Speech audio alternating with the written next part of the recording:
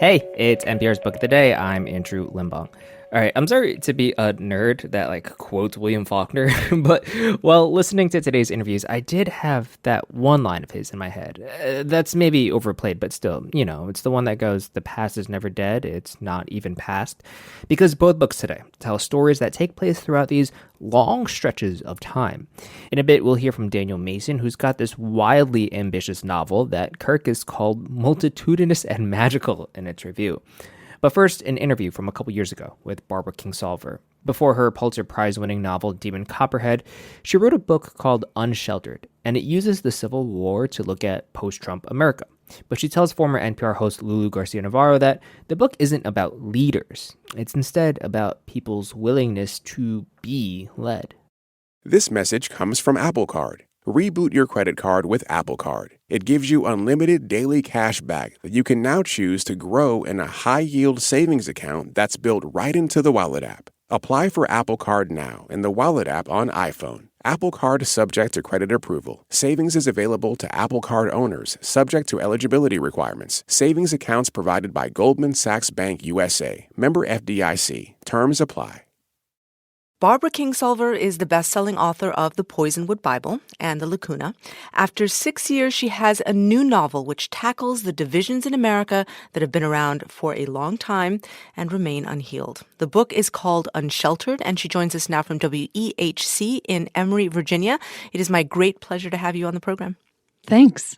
This book is done in alternating chapters, set in two different time periods, one just after the Civil War in 1871 and the other in 2016 America.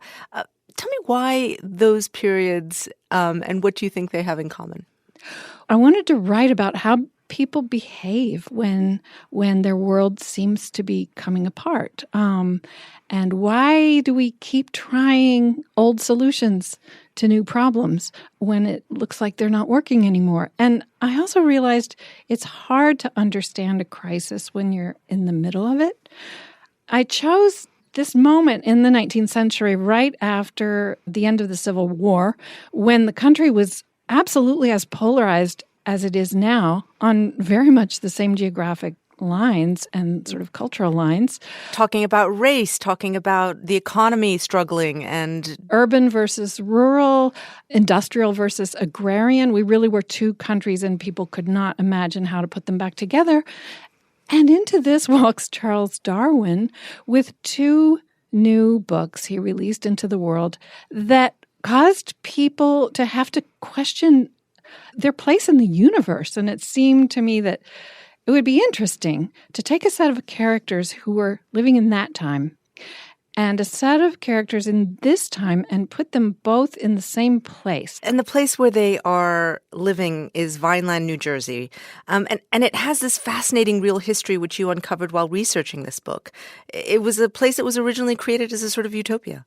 Absolutely a utopia. It was founded by Charles Landis in the 1860s as a utopian community, but utopia in the terms that he and people in Victorian times could imagine, which still contained a lot of class, gender, and racial bias. So it was utopia, except that the workers were doing all the work and the rich people were having this lovely lecture series on the life of the mind. And so many of the characters are real people. They are. Charles Landis, the petty dictator of this town. But most interesting to me of all is a woman named Mary Treat, who was a lady scientist, as they called them in those days, a naturalist who corresponded with Darwin and who worked with him through correspondence on various experiments. And she was really a strong advocate of Darwinian worldview. So in that era, you pit the sort of scientists like Mary Treat and other characters and the journalists of that era against the demagogues in the form of the man who founded the town, Charles Landis. Right. And then in this modern era, the main character is also a journalist, and the family has fallen on hard times. They're dealing with failing healthcare and poverty and unemployment. And they're also debating the 2016 election, and they're feeling panic too. The certainties of life are being swept away, but differently. Yeah, they also are experiencing this disorientation. This is a family of people who really mostly followed all the rules. The adults, anyway, have followed all the rules. Willa, the protagonist, feels like she did everything right. She got her college degree. She worked hard. She's been a journalist for most of her career. And in her mid-50s, her magazine folded. She was a great editor, but there were no jobs for people like her. Likewise, her husband is an academic, and their family has followed his quest for tenure from city to town. Finally, he got tenure, and then his college folded. So all of the problems this family has are problems that are, sort of come from the real life that we see. Yeah, I was going to say sort of my standard, meeting with friends, afternoon with friends. The things we talk about are all of these things. People are losing every kind of shelter.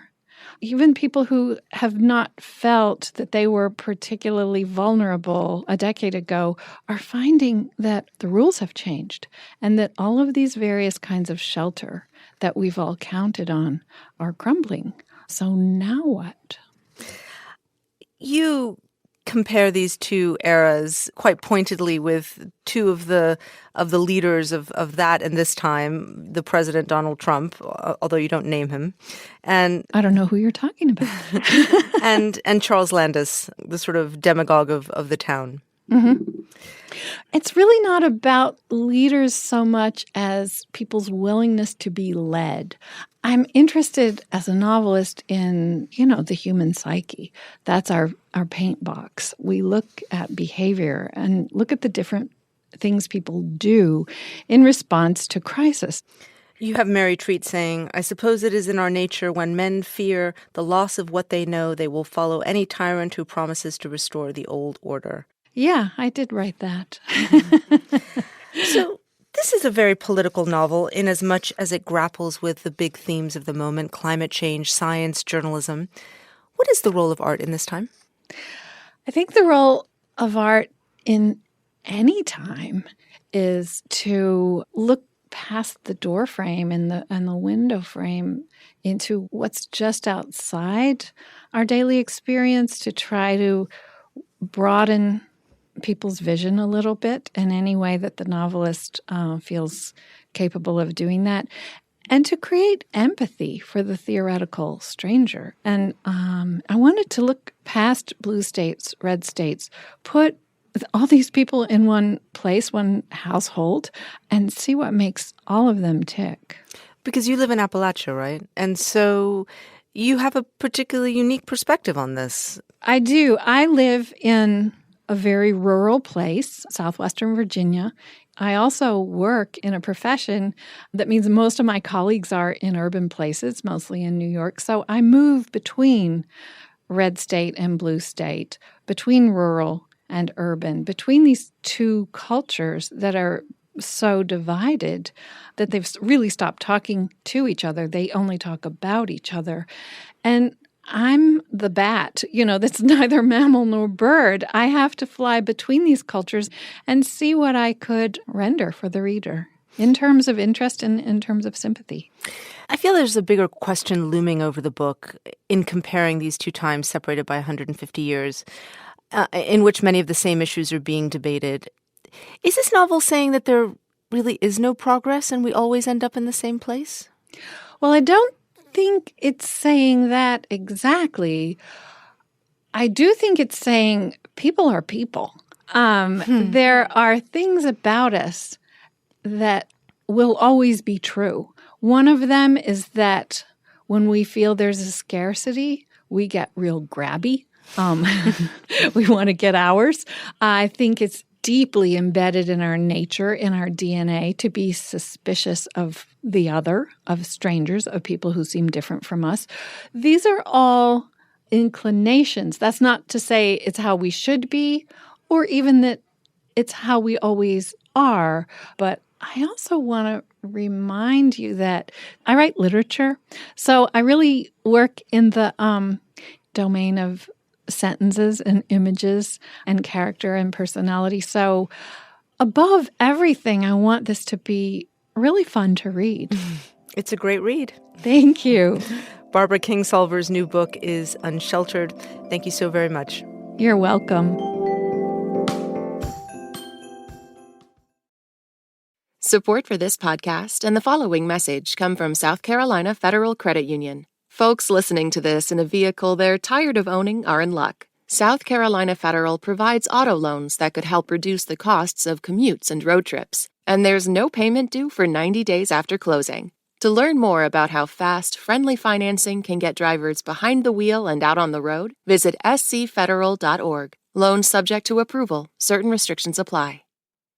Support for this podcast and the following message come from South Carolina Federal Credit Union, a member-owned financial institution serving 6 major markets across South Carolina. Their warm, welcoming, and friendly staff are eager to help you turn your financial dreams into a reality.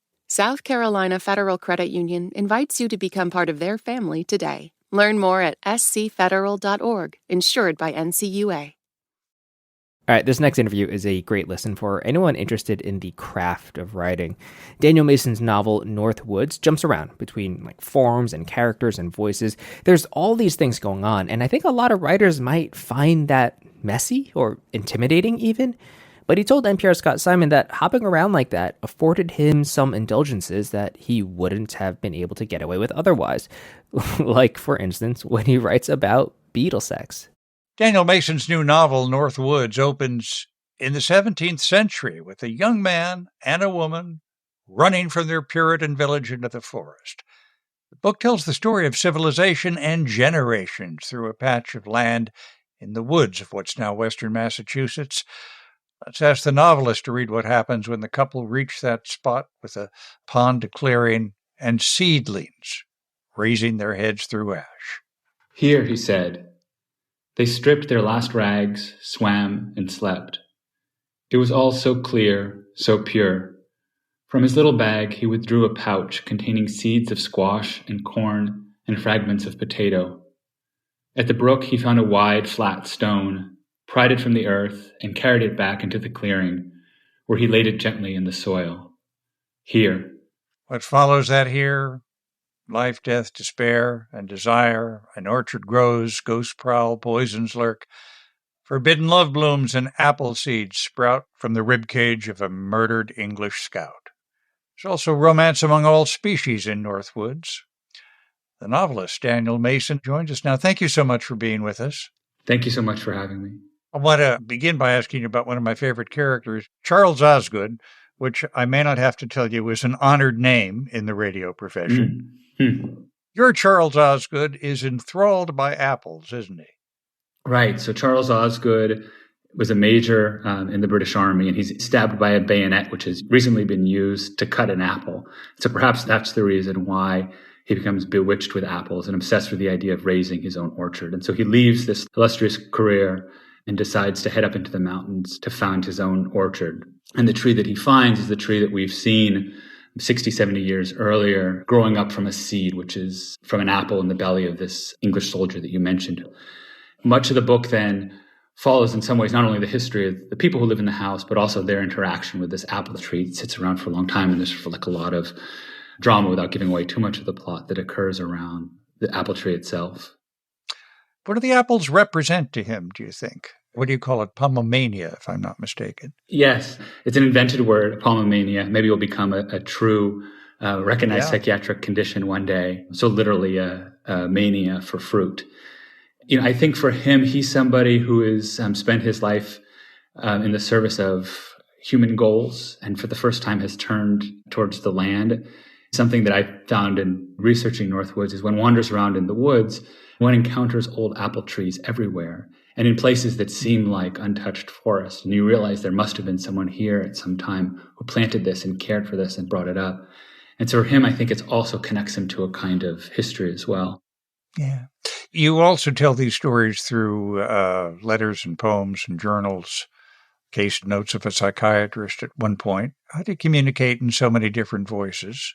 Not just people, but personalities who are in different eras. So one of the fun parts I think about writing this book was that there's a lot that I want to say, but there are limits. And in this case, using these older voices not only was fun, it's like finding some instrument that you've never seen before and trying out like an old rusty trombone you find in the attic somewhere, seeing what it sounds like, seeing what kind of music it makes. But also there's this opportunity to express thoughts that perhaps my contemporary English don't enable me. And so I think, for example, one of the characters who I love is a mid-19th century painter, like kind of Hudson Valley school-like painter who paints the natural world, and is very, very attentive to what he's seeing as part of his job. And so using his voice enabled a kind of indulgence, really almost a kind of overriding, but in a real sort of indulgence in description, which I think I really couldn't have gotten away with if I had just used the voice that I regularly write in. Later in the book, there's some sensational killings. There's a true crime story, again, that allows a sort of tone that I otherwise wouldn't have been able to touch.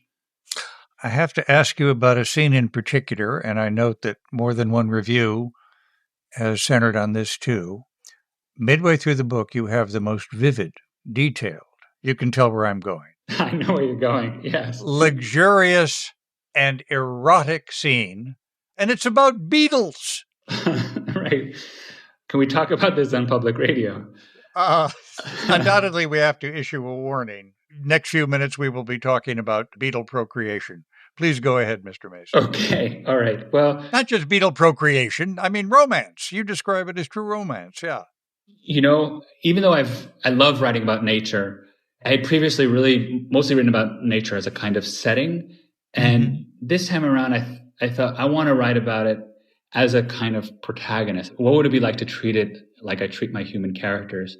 And of course, all the good stuff that makes up the stories that we want to hear about human characters, all the drama, the sex, the violence, the treason, are ones that we can find in the natural world as well. So what happens in the book is that, I think many people know, New England forests have been dramatically changed by a series of diseases that have come either in by wind, in the case of chestnut trees, or in the case of the American elm, which used to line most streets in most northeastern cities across the United States, by a little beetle that carries the pathogen in when it burrows in to set up its nest and eventually to mate. And so this is really a moment where if we focus our attention on the beetle, what we're seeing is not a story of destruction, which of course it is for the tree and of course for the people who live around the tree, but this is the great romantic moment of the beetle's life and what would happen if we turn our lens onto that experience. I mean, I'm reluctant to ask you what kind of research went into this. Yes. So this is one of those moments where truth is better than fiction. As I was reading around about, let's just call it the erotic life of insects, I came across this wonderful academic piece that very vividly described the mating patterns of the skeletid beetle, and I believe subtitled "A Romp in the Sack." SAC, yes, right, yeah. Yes, that's right. A very funny title for an academic piece. All of the lives in here that pass through this forest and pass through this house and inhabit this patch of earth at different times, separated by years and even centuries, do their lives, do our lives feed off one another? I certainly feel that that's the case. And I think one of the fun parts of writing Northwoods was thinking about how so much of the world around me right now is filled with meaning that I actually am not aware of. All the houses that I've lived in, all the places that I walked are places that have these tremendous histories, tremendous amounts of drama, all of which has been lost for time. And yet there are ways of sort of peeling back that history, either through reading or literally through archaeology, or anyone who has an old house who's had a moment to see what lies behind the wallpaper knows that there's an incredible depth to these stories. And so that gives me a lot of solace, not only connection to people around me at a particular period of time, but the sense of a connection to the people and plants and animals who went before me. Daniel Mason, his new novel, Northwoods. Thank you so much for being with us. Thank you so much for having me.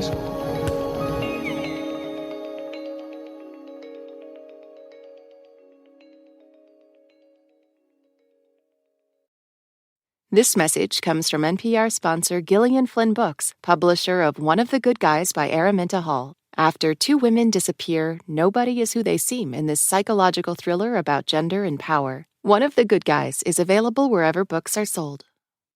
This message comes from NPR sponsor Mint Mobile. From the gas pump to the grocery store, inflation is everywhere. So Mint Mobile is offering premium wireless starting at just $15 a month. To get your new phone plan for just $15, go to mintmobile.com/switch.